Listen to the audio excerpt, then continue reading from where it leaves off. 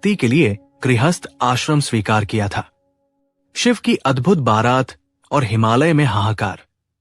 और तब निकली वो बारात, हर हर महादेव की गूंज। इस बारात में केवल शिव ही नहीं थे, यहां समग्र ब्रह्मांड उपस्थित था।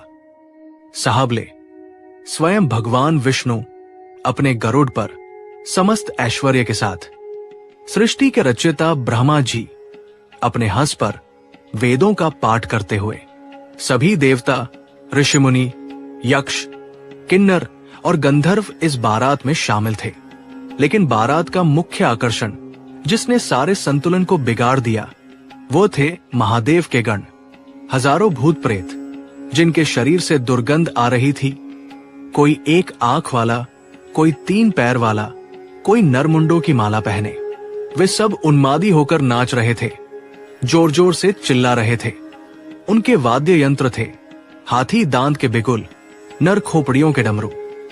वे भेड़ियों की तरह आवाजें निकाल रहे थे, जिससे वातावरण में मंगल के स्थान पर अमंगल का भाव छा गया था।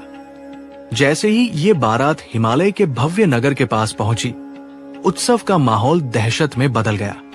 नगर वासियों ने ऐसी बारात की कल्पना भी नहीं की थी।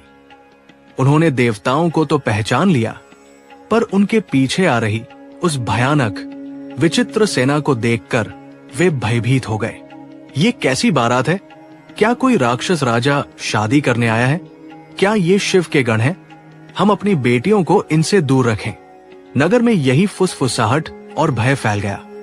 रानी मैना का विलाप और शिव की लीला। Voice over. रानी मैना, जो पहले से ही थोड़ी चिंतित थी, अब उत्सुकता से अपने दामाद को देखने छत पर आई। उन्हें विश्वास था कि जिस दूल्हे की बारात में विष्णु और ब्रह्मा हो, वो कम से कम राजाओं जैसा ही होगा। तभी उन्होंने नंदी पर सवार, भस्म रमाए, सर्पों की माला पहने, जटाधारी वैरागी दूल्हे महादेव को देखा। उनके चेहरे पर कोई श्रृंगार नहीं, केवल गंभीर निष्प्रिय शांति थी। ये रूप देखते ही रानी मैना का हृदय टूट गया। वो जोर से चीत्कार कर उठीं, हाय, ये कैसा अनर्थ! मेरी बेटी के लिए यही था। ये तो एक अघोरी है, एक भिखारी। इसके साथ मेरी कोमल पावती कैसे रहेगी? क्या इसे देखकर मेरी बेटी डरेगी नहीं? मैं अपनी सुकुमारी कन्या का विवाह इस श्मशानवासी से कदापि नहीं होने दूंगी।